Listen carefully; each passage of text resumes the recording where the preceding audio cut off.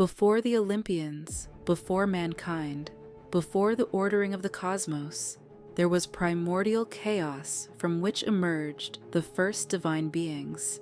This is the tale of the Titans, children of Gaia and Uranus, who ruled the universe in its earliest days, their rise to power, their golden age, and their eventual downfall that would reshape creation itself. From the void emerged chaos, and from chaos came Gaia, the Earth Mother.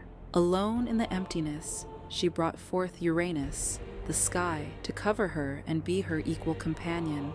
Their union produced the 12 Titans, 6 males, Oceanus, Coeus, Creus, Hyperion, Iapetus, and Cronus, and 6 females, Thea, Rhea, Themis, Mnemosyne, Phoebe, and Tethys. Giants of immense power, the Titans embodied the fundamental forces of the early cosmos. Yet Uranus feared his offspring.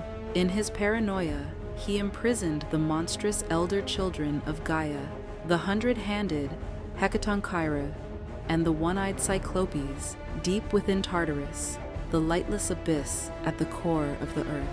Their imprisonment caused Gaia tremendous pain, for these too were her beloved children, and she seethed with resentment toward her consort. Unable to bear Uranus's cruelty any longer, Gaia crafted a mighty adamantine sickle and gathered her Titan children. She called upon them to avenge their siblings, but only Cronus, the youngest and most ambitious, was willing to strike against his father. As Uranus descended to couple with Gaia, Cronus ambushed him with the sickle, castrating him with a single brutal stroke. From Uranus's severed flesh and the drops of blood that fell upon Gaia arose the giants, the Erinyes, Furies, and the Meliae, ash-tree nymphs. His divine member, cast into the sea, created foam from which eventually rose Aphrodite, goddess of love and beauty. As for Uranus, he retreated into the farthest reaches of the cosmos, wounded and diminished, uttering a terrible prophecy that Cronus would one day be overthrown by his own child, just as he had overthrown his father. Thus began the reign of Cronus. He took his sister Rhea as his queen, and together they established a new cosmic order. The Titans divided the dominions of the world among themselves. Oceanus governed the waters, Hyperion commanded the sun, Coeus embodied the axis of heaven, while Cronus ruled over them all as king. This was the Golden Age, when harmony prevailed, and the cosmos knew order for the first time. Yet fear gnawed at Cronus. The prophecy of Uranus haunted him, that one of his children would overthrow him as he had overthrown his father. When Rhea bore him children, Hestia, Demeter, Hera, Hades, and Poseidon, Cronus swallowed each one whole at birth, trapping them within his divine body, neither alive nor dead. Rhea, devastated by the loss of her children, plotted with Mother Gaia to save her 6th child. When Zeus was born, Rhea wrapped a stone in swaddling clothes and presented it to Cronus, who swallowed it without suspicion.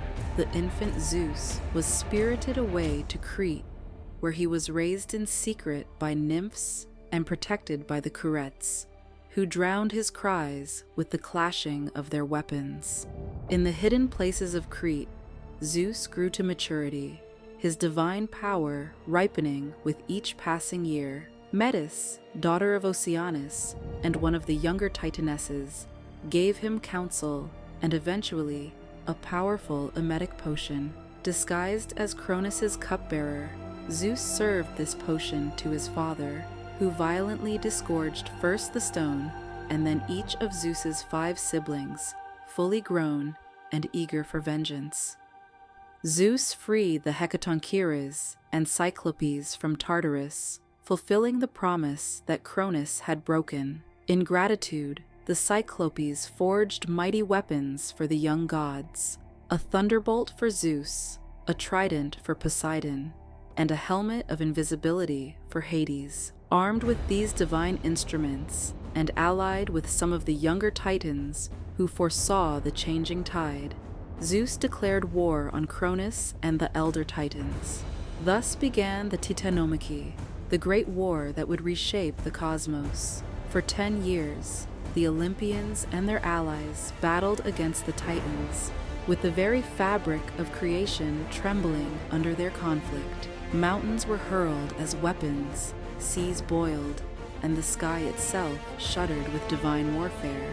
The decisive victory came when Zeus released the full might of the 100-handed Hecatoncheires, who bombarded the Titans with an endless barrage of boulders. Defeated, most of the elder Titans were bound and cast into Tartarus, the very prison they had refused to empty. Yet nothing in the Greek cosmos is ever simple. Some Titans who had sided with the Olympians or remained neutral were spared. Atlas, who had led the Titan armies, received a special punishment to hold the sky upon his shoulders for eternity. The age of Titans came to an end, but their legacy endured. They remained the ancestors of gods and men, the first rulers of creation, whose blood flows through every divine being, and in the darkest depths of Tartarus, they wait still.